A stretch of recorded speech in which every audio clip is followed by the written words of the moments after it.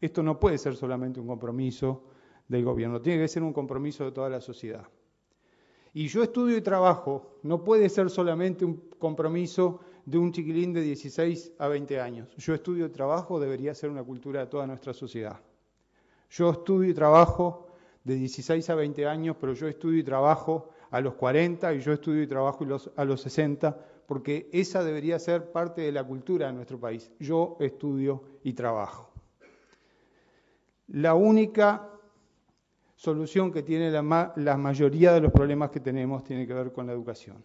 Generemos una educación universal a partir de los 3 años que termine en el segundo ciclo y que le permita a los gurises en el segundo ciclo elegir qué es lo que quieren hacer. Hay que universalizar la enseñanza media, obligar a la práctica del deporte. Tenemos que generar un país bilingüe y todo esto hay que hacerlo en apoyo con la familia. El Estado no puede sustituir a la familia. La familia juega un papel muy importante para la transmisión de la educación y de los valores. La familia tiene que asimilar la cultura de la educación. Hace poco estaba leyendo que en Corea, el día que se da el examen de ingreso a la facultad, se paraliza el país. Ni siquiera pueden llegar los aviones. Los días que los estudiantes están preparando el examen, los padres miran la televisión con los auriculares puestos porque no puede haber ruido en la casa. Se genera una cultura de la educación. Lo más importante para la sociedad es la educación. Y nosotros tenemos que generar en nuestro país una cultura de la educación trasladada al seno de la propia familia y al seno del hogar.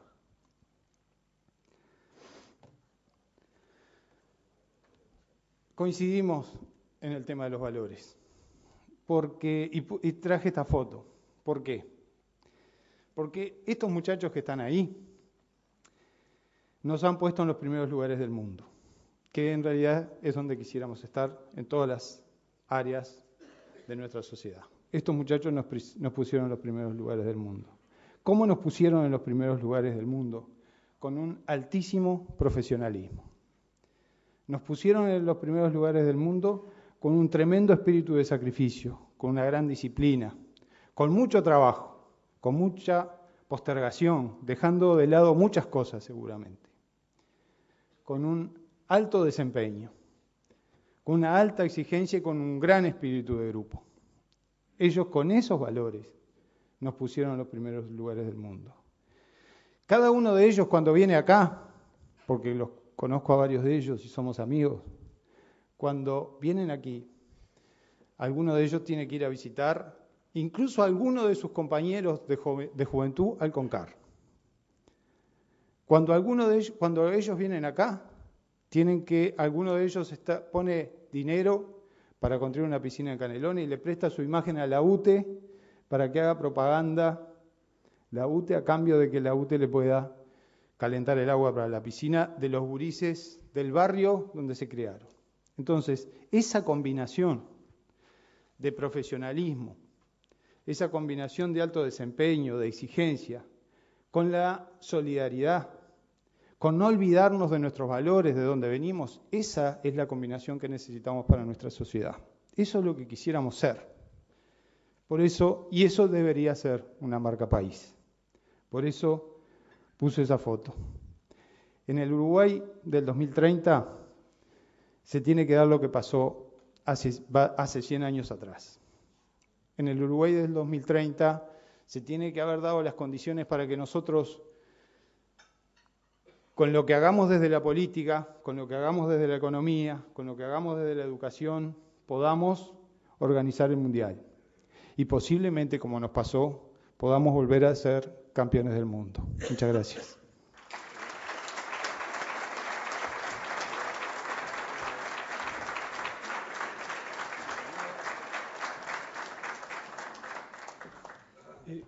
Entrando entonces en el segundo tramo, con 5 minutos cada uno, agregando algo a lo que ya agregaron, a lo que ya expusieron o comentando las otras ponencias. El orden ahora comienza con el doctor Larrañaga, sigue con el licenciado Sendic y termina con el doctor Pedro Bordaberry. Gracias.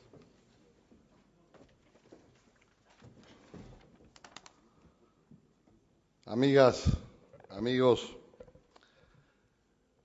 yo creo que cada uno tiene que confesar sus debilidades y sus vergüenzas. Y yo, como integrante del sistema político, muchas veces siento vergüenza cuando los gobiernos, más allá de que yo no lo integre o lo integre, como integrante del sistema político, pierden el tiempo. Porque cuando los gobiernos pierden el tiempo, quien pierde el tiempo es la sociedad. Quien pierde el tiempo es el futuro de todos los que vivimos en esta tierra.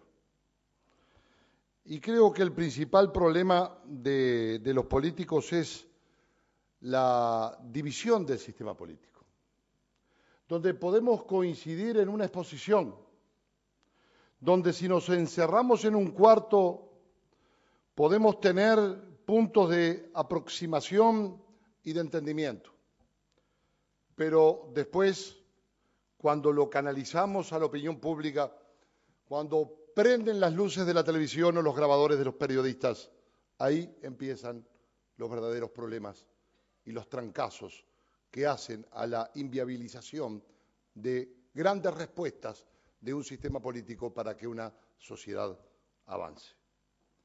Porque además sostengo que el político es débil cuando no dialoga, porque no dialoga el que no tiene fortaleza y convicción en los argumentos para convencer a los demás.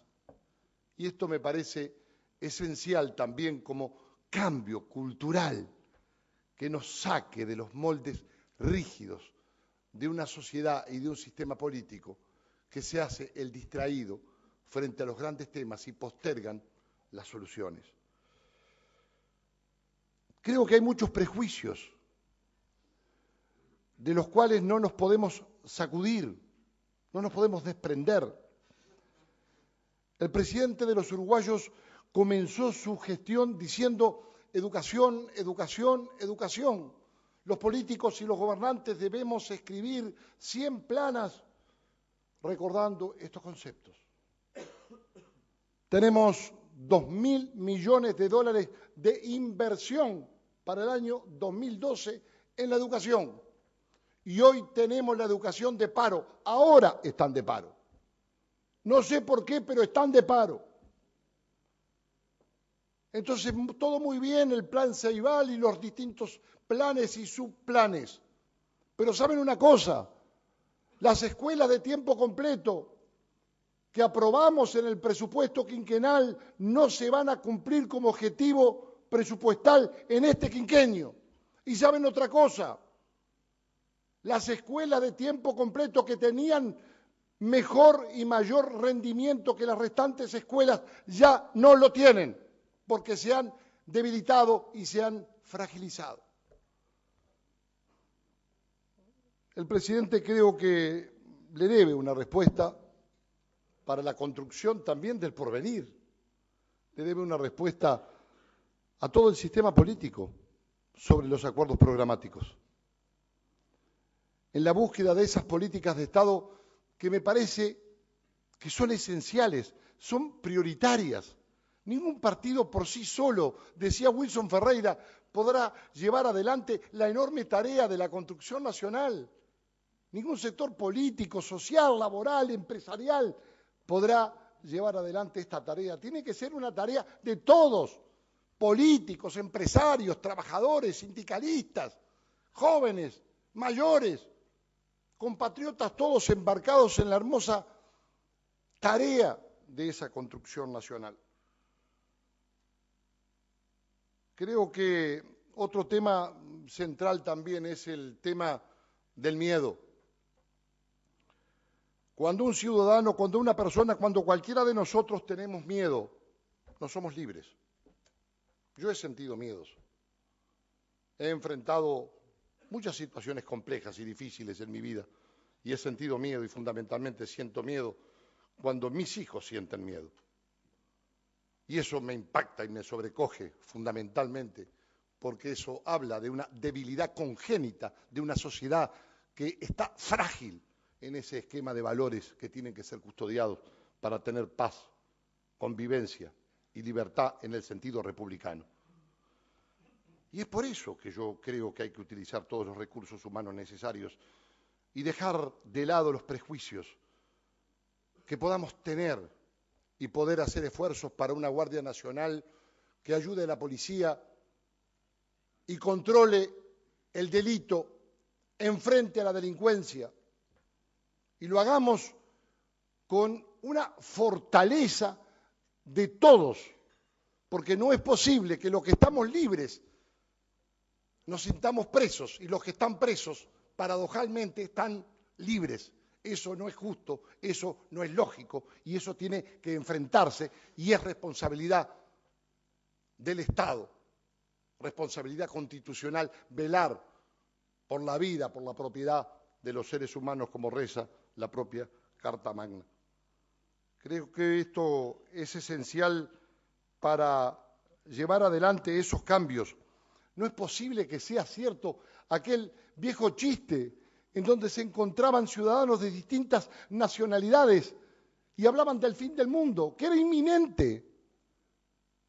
Y entonces habló el uruguayo y dijo, yo no tengo problema, porque frente a lo que se anuncia de que es inminente la llegada del fin del mundo, yo no tengo problemas. Los otros personajes de las otras nacionalidades azorados empezaron a mirar al uruguayo. ¿Pero y por qué? Yo no tengo problema porque las cosas en el Uruguay suceden 30 años después. Yo no quiero eso para mi país. Quiero otro país. Gracias.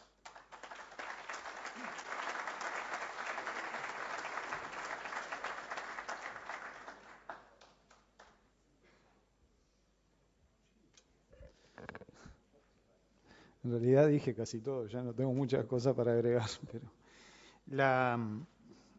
quiero insistir en un elemento que considero muy importante. En el año 2004 teníamos un indicador de pobreza muy alto, andábamos por el 36 aproximadamente, y en pocos años hemos logrado llevar ese indicador a un 12, un 13 aproximadamente.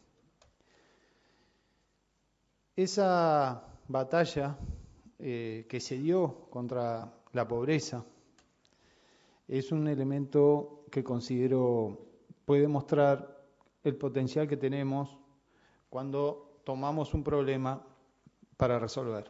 Y es cierto que a veces le damos demasiadas vueltas a las cosas. Tenemos la cultura del perro, que mientras nosotros discutimos una planta regasificadora, los argentinos pusieron 2 plantas regasificadoras y nosotros estábamos en el fast track, supuestamente, pero venimos lentos. En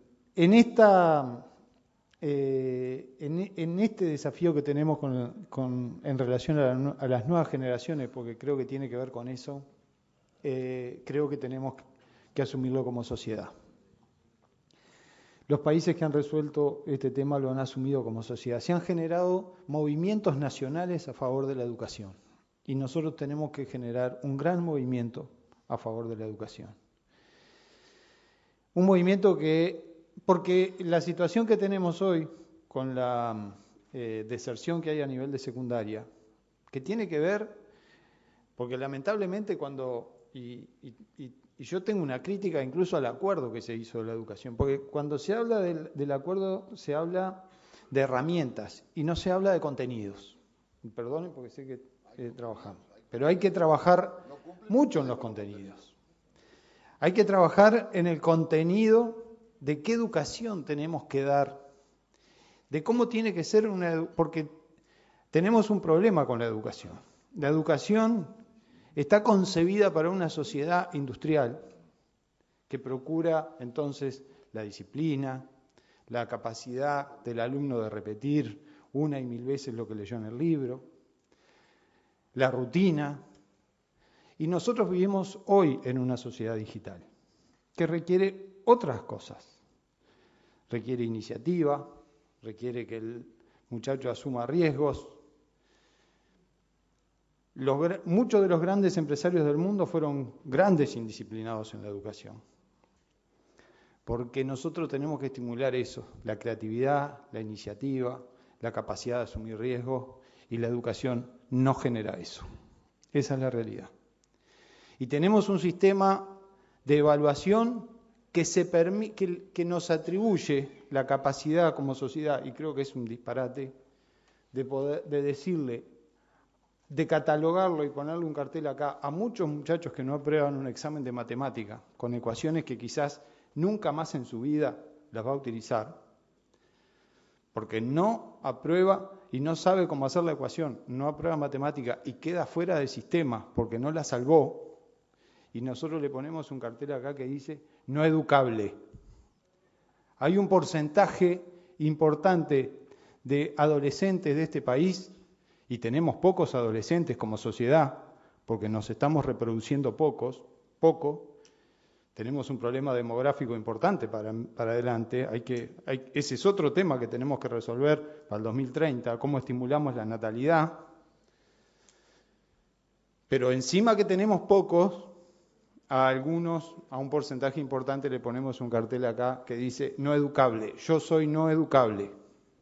Entonces lo que tenemos que hacer es generar cambios importantes en los contenidos, en la forma que se genera, en las cosas que transmite la educación, para que en definitiva la educación esté al servicio de esta nueva sociedad en la que estamos viviendo. Tenemos parámetros de la sociedad francesa de hace décadas atrás y no tienen nada que ver con el mundo en el que estamos viviendo.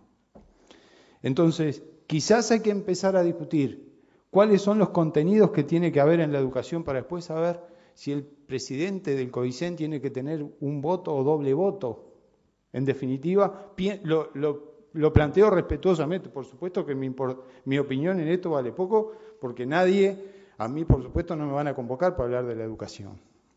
Pero, como ustedes me invitaron aquí a hablar de mi opinión sobre estas cosas, las digo. Pero verdaderamente, porque la opinión que importa es de las personas que fueron convocadas.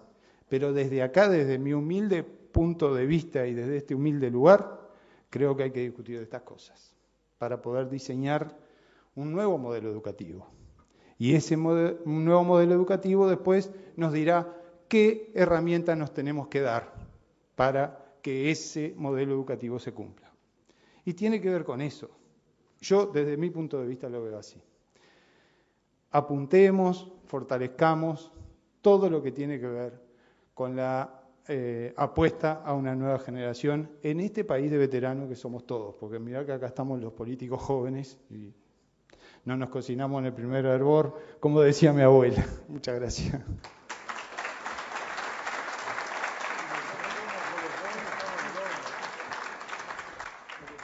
Bueno, muchas gracias, en especial a Agde, que me hace el honor de abrir y de cerrar, o sea que a mí no me pueden contestar. Gracias por esa situación.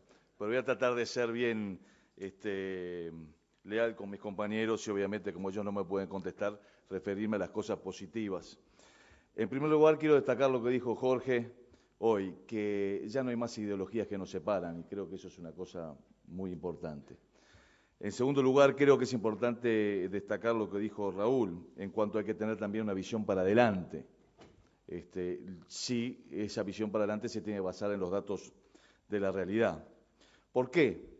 Porque creo que hace 20 y pico años que se cayó el muro de Berlín, estalló la Unión Soviética. Hace 5 años que los países más liberales en lo económico del mundo, como Inglaterra y Estados Unidos, hicieron la mayor intervención estatista que se conozca. Freddie Mac, Fannie Mae, el Banco de Inglaterra, es decir, vamos a decir verdad, ni eran Adam Smith ni era el señor Marx. Ya no se discute más en el mundo, no lo discutamos acá, por favor. Démonos cuenta que eso ya no separa a nadie. Como dije hoy, Vietnam hizo un tratado de libre comercio con Estados Unidos. La mayor relación comercial de la historia entre dos países hoy la estamos viviendo, China y Estados Unidos. China comunista, Estados Unidos capitalista. Me parece que no hay que no hay que hacer otras cosas. Podemos afirmar que tenemos hoy más coincidencias que diferencias, sin lugar a dudas, que hay cosas que ya no se discuten en el Uruguay. No se discute el rol del crecimiento para reducir la pobreza, que no alcanza solo con crecimiento, lo sabemos, pero sin crecimiento no se puede combatir la pobreza, eso lo sabemos todos y lo admitimos. La necesidad de aumentar la igualdad de oportunidades a través de la educación. La necesidad de seguir profundizando la mejor distribución del ingreso. La necesidad de políticas sociales eficientes y eficaces. Creo que nadie lo puede discutir. La necesidad de estabilidad macroeconómica. El mensaje del presidente de la República al Parlamento al terminar su primer periodo de gobierno fue muy claro. Hemos aprendido, el Frente Amplio, dice Mujica, transitorio campeón por la voluntad de la gente, que las reglas de la macroeconomía son ingratas pero inflexibles, decía él, y que los reclamos son infinitos y los recursos son finitos. Bueno, lo aprendimos todos. Antes no era así, no quiero mirar hacia atrás, me parece que echar la culpa a los de atrás, a lo que decía uno, decía el otro, no va al caso, lo aprendimos, aceptémoslo. Ahora el tema no está más en lo macro, en el cuidado de la macroeconomía, está en lo micro y los obstáculos estructurales, lo sabemos. Sabemos, como decía Felipe González, que cuando él recorría América se encontraba con los que se decían de derecha y hablaban de generar riqueza, y se encontraba con los que se decían de izquierda y hablaban de distribuir. Y Felipe González, con bastante criterio, decía, el tema es generar para distribuir, ni uno ni lo otro. Creo que eso hoy ya lo aceptamos todos. Las ideologías, además, creo yo, que no nos pueden impedir hoy obtener resultados. No me quiero pelear si Chávez sí, Cristina Kirchner o no, pero la regasificadora, las dos regasificadores que hicieron Argentina, que hizo Argentina, en Escobar y en el otro lado, ayúdeme, ministro, la hizo mientras Uruguay esperaba que nuestro hermano gobierno argentino, que tanto nos quiere y nos cuida, nos dieron una respuesta para nosotros poder hacer la regasificadora. Y mientras nosotros esperábamos respuesta argentina para hacer una regasificadora juntos, Argentina, ¿qué hacía? 2 regasificadoras. Entonces, me parece que no es una cuestión de ideología, es una cuestión de mirar hacia adelante y concretar las cosas. Ahora, si hay consenso, ¿por qué no lo hacemos? Yo creo que les recomiendo un libro, muchos lo han leído, de Baliño, Enrique Baliño, No More Pálidas, parece que lo dicen, no más pálidas. Y él dijo que cuando estuvo el primer año en IBM fracasó. Y entonces se juntó porque se dio cuenta que al año, si daba de vuelta mal, lo iban a echar. Y dijo, bueno, juntó todos los gerentes y dijo, vamos a ver las cosas que podemos cambiar y las cosas que no podemos cambiar. Porque todo el mundo decía, esto no se puede hacer por esto, esto por esto. Entonces agarró y anotó todas las cosas que había que hacer, después anotó al lado las que no se podían hacer. Rompió las que no se podían hacer, dejó las que se podían hacer y dijo, vamos a concentrarnos en esto. Y yo creo que hoy en Uruguay no podremos pelear en una cantidad de cosas, pero vamos a concentrarnos en las cosas que sí podemos hacer. Y creo que la educación, el combate a la pobreza, el ataque, el combatir la inseguridad es vital hoy, sin lugar a dudas. Falta, creo yo, también un pacto social. Uno siente que en ese movimiento pendular se va de un lado para el otro, que la gente lo siente. El ministro socialista de Trabajo de Chile, René Cortázar, decía, hemos vivido una historia pendular. Y después dijo, no es que ahora les toca a los otros, ahora nos toca a todos, de una vez por todas, no le toca a estos o a estos, nos toca a todos, vamos a hacerlo. Y hay un ejemplo hoy en la prensa, hoy de mañana en el diario El País, hay un pacto que hizo el Zunca con la Cámara de Construcción en Maldonado, que paz social. ¿Por qué? Y porque, como decía Borges, nos une el espanto, nos une el miedo. Como sabemos que hoy estamos con problemas desde Argentina con la construcción, nos une el miedo. Y con el miedo, ¿qué hacemos? Una paz social, no sea cosa que nos quedemos sin trabajo. Che, tenemos que esperar el miedo para hacer las cosas. Falta pensar además de la perspectiva de la sociedad toda. Es muy importante el doble voto al presidente del CODICEN. ¿Saben por qué? Porque le saca el poder a los corporativismos en la enseñanza. Porque para tomar decisiones en el CODICEN se necesitan 4 votos de 5 y los representantes del Poder Ejecutivo tienen 3, no llegan al 4 para las decisiones trascendentes. Entonces, como 2 tienen la corporación gremial condiciona las decisiones que se quieren hacer, los programas aprobados por ley. Entonces, al darle doble voto al presidente del CODICEN, lo que estamos asegurando es lo que pedimos todos, que los que representen y manden en los organismos del Estado sean los que representan el interés de toda la sociedad y no el interés de una parte de la sociedad. El delegado gremial, el representante gremial que está hoy en los órganos de la educación, hace lo que tiene que hacer un delegado gremial. Defiende en primer lugar ¿a quién? Al gremio. Claramente. Porque si no el gremio lo saca, no lo postula. Entonces no podemos... No es que yo tenga algo contra los trabajadores o contra los empresarios, no los quiero como representantes de sus gremios en los órganos del Estado tomando decisiones, está mal. El que tiene que estar ahí es el que piensa por toda la sociedad, provenga de donde provenga. Y el doble voto, que parece una pavada, no lo es, porque lo que hace es asegura la conducción política, la conducción de toda la sociedad, la conducción de aquellos que emanaron de la elección libre. Es eso, es retomar eso que decía René Cortázar, el tiempo de todos y no el tiempo de una parte. Falta además desterrar el concepto de la lucha, el conflicto. Yo no creo más en las relaciones de la sociedad a partir de la lucha de clases y el conflicto. Es como entender las relaciones internacionales a partir de la guerra. No existe más, es a partir de la prevención. Creo que eso es algo que nos falta. Nos falta ponernos de acuerdo en que la educación es ese campo donde un gobierno nunca tiene éxito, porque los resultados de una política de educación siempre van más allá de los 5, 6, 7, 8 años. Hay que hacer un pacto social ya, como lo hizo Nueva Zelanda en el 84, Irlanda en el 87, Chile en el 91, sin miedo. Hoy quienes estamos de acuerdo con el cuidado de la macroeconomía, la igualdad de oportunidades, mejorar la distribución del ingreso, la educación, terminar con la pobreza, somos amplia mayoría en toda la sociedad. Debemos ser el 95%. Bueno, no esperemos a que vuelva una crisis. No esperemos a encontrarnos en la situación del 2002. A mí en el 2002 me tocó un momento muy duro. En ese momento tuve que asumir 3 ministerios. Y en ese momento recuerdo una discusión enorme que se dio. A mí me tocó estar en el Ministerio de Industria, además del de Turismo y además del Deporte. Y ahí se dio una discusión, y quiero recordar al doctor Jorge Valle en ese momento. En ese momento se dio la discusión entre si pensar en el interés de toda la sociedad o el interés político de un grupo político.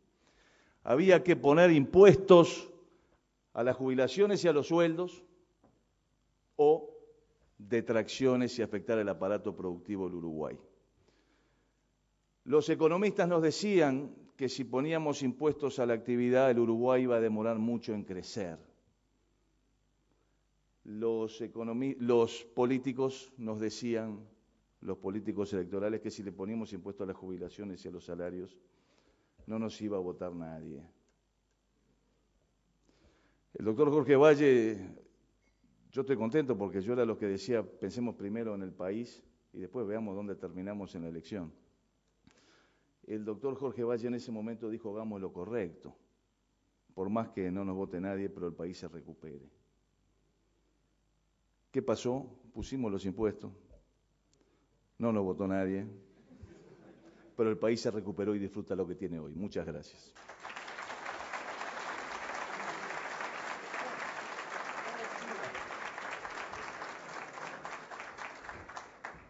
Muchas gracias. En ACDE tomaremos debida cuenta de las reflexiones de hoy para articular el próximo evento del ciclo Uruguay 2030, Proyecto de Nación. Agradecemos a todos ustedes, los expositores, los patrocinantes que hacen viable el ciclo de actividades, y nos vemos en el próximo evento.